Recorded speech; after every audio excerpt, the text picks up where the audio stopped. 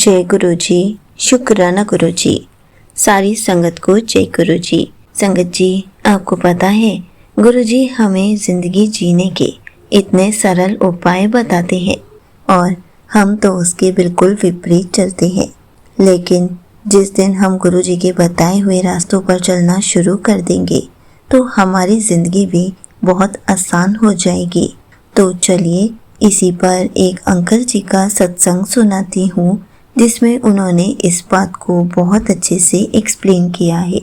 ये सत्संग पूरा ज़रूर सुनिएगा, आपको बहुत अच्छे आंसर्स मिलेंगे। तो चलिए अंकल जी का सत्संग सुनाती हूँ। मेरा नाम सोनू है। मैं बहुत ही बड़ी मल्टीनेशनल कंपनी में काम करता था। पैसे बहुत थे लेकिन घर में हमेशा कलेश रहता था। संगत जी, मेरे घर वालों को हमेशा शिकायत रहती थी। वो हमेशा दूसरों की तरक्की देखकर अंदर ही अंदर जलते थे।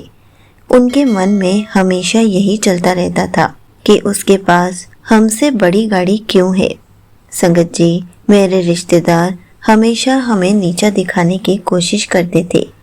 इस निंदा और चुगली की आदत ने मेरे शरीर को बीमारियों का घर बना दिया था। अत्यधिक स्ट्रेस और क्रोध के कारण मुझे हार्ट की समस्या हो गई थी। डॉक्टर्स ने कह दिया था कि अगर मैंने अपना गुस्सा और स्ट्रेस कम नहीं किया तो मेरी जान को खतरा हो सकता है। दवाइयाँ चल रही थी लेकिन मन की बीमारी का इलाज किसी डॉक्टर के पास नहीं था। मेरा परिवार मुझसे कटने लगा था और मेरी पत्नी दिन रात रोती रहती थी। संगत जी, मैं अंदर से खोखला होता जा रहा था। मुझे लगता था कि मैं सबसे श्रेष्ठ हूँ, लेकिन असल में मैं सबसे ज़्यादा दुखी इंसान था। एक दिन मेरी पत्नी की एक सहेली घर आई। उन्होंने मेरी हालत देखकर कहा, आप इन्हें एक बार बड़े मंदिर ले जाइए, गुरुजी सब ठीक कर देंगे। लेकिन मेरा अहंकार बहुत बड़ा था।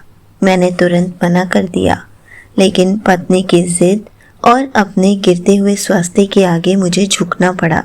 जब मैं पहली बार मंदिर गया तो वहाँ की शांति ने मुझे अंदर तक छू लिया।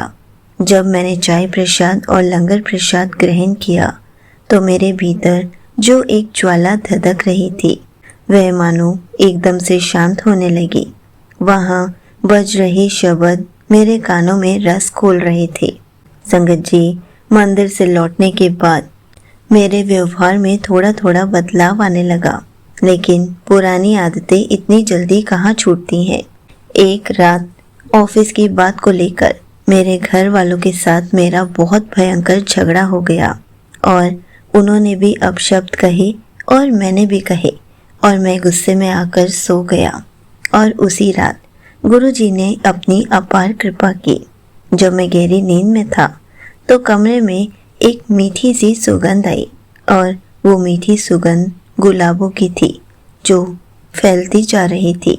संगत जी, उस रात गुरुजी ने साक्षात मेरे सपने में आकर दर्शन दिए।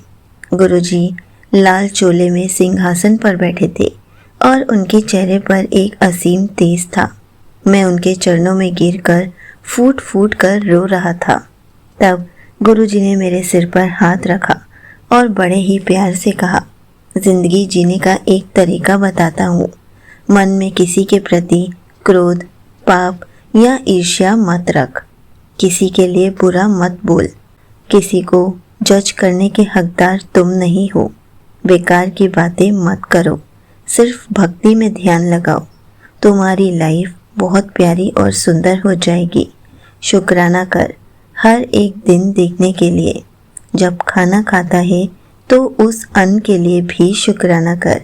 अपनी निरोगी काया के लिए भी शुक्राना कर, क्योंकि याद रख जो तेरे पास है वो आज भी बहुत लोगों के पास नहीं है। संगत जी, गुरु जी के इन शब्दों ने मेरी आत्मा को झकझोर कर रख दिया था। मेरी नींद अचानक खुल गई थी और मेरी आंखों में आंसुओं की धारा बह रही थी। रात के 3 बज रहे थे और पूरा कमरा गुरुजी के गुलाब की खुशबू से महक रहा था। मैंने उसी वक्त हाथ जोड़े और कहा, गुरुजी मुझे माफ़ कर दो। मैं अज्ञानी था। प्लीज़ मुझे माफ़ कर दो। जैसे ही सुबह हुई एक और चमत्कार हुआ। जब मैं अपनी बालकनी में गया तो मैंने देखा कि बहुत खूबसूरत चमकीले कलर की तितली बिल्कुल मेरे पास आकर बैठ गई। गुरुजी ने तितली रूप में दर्शन दिए और मानो कह रहे हो कि कल्याण किता, अब आज से नई शुरुआत कर। संगत जी, उस दिन के बाद से मैं पूरी तरह बदलने की कोशिश करने लगा। मैंने लोगों की निंदा करनी छोड़ दी थी। जो भी मेरे पास था, हर छोटी चीज़ के लिए गुरुजी का शुक्राना करना शुरू कर दिया। सुबह उठने से लेकर रात को सोने तक बस मेरे होठों पर एक ही जाप होता था, ओम नमः शिवाय, शिवजी सदा सहाय। ओम नमः शिवाय, गुरुजी सदा सहाय। मैंने अपनी पत्नी और अपने मम्मी पापा से भी माफ़ी मांगी। ऑफिस में अपने सहकर्मियों के साथ भी प्रेम से रहना शुरू कर दिया और आप विश्वास नहीं करेंगे, सिर्फ 3 महीने के अंदर मेरी मेडिकल रिपोर्ट्स बिल्कुल नॉर्मल आ गई। यह सिर्फ और सिर्फ गुरुजी की ही मेहर थी। संगत जी, गुरुजी हमें यही सिखाते हैं। हम दूसरों को देखकर अपनी ज़िंदगी खराब कर लेते हैं। हम ये भूल जाते हैं कि स्वस्थ शरीर और 2 वक्त की रोटी भी गुरुजी की बहुत बड़ी ब्लेसिंग है। संगत जी, आप सबसे विनती करता हूँ कि आप सब भी यही प्रण लीजिए कि हम किसी की चुगली नहीं करेंगे, किसी से नहीं जलेंगे और गुरुजी ने हमें जो भी बख्शा है उसके लिए हर पल शुक्राना करेंगे। शुक्राना उस हवा के लिए जिसमें हम सांस लेते हैं, शुक्राना उस छत के लिए जो हमारे सिर पर है। यहीं पर अंकल जी का सत्संग समाप्त होता है। संगत जी, देखा आपने, हम सभी इस भाग दौड़ भरी जिंदगी में कुछ ना कुछ हासिल करने के पीछे भाग रहे हैं। एक अंधी दौड़ है जहां हम अक्सर यह भूल जाते हैं कि हमारे पास जो है वह कितने लोगों का सिर्फ एक सपना है। संगत जी, जिनके पास दुनिया की हर सुख सुविधा है लेकिन मन में शांति नहीं है, उनके अंदर हर पल क्रोध, दूसरों के प्रति ईर्ष्या और किसी को जज करने की एक बुरी आदत होती है। और जिस दिन हम इस बुरी आदत को छोड़ देते हैं तब हमारी लाइफ खुशियों से भर जाती है।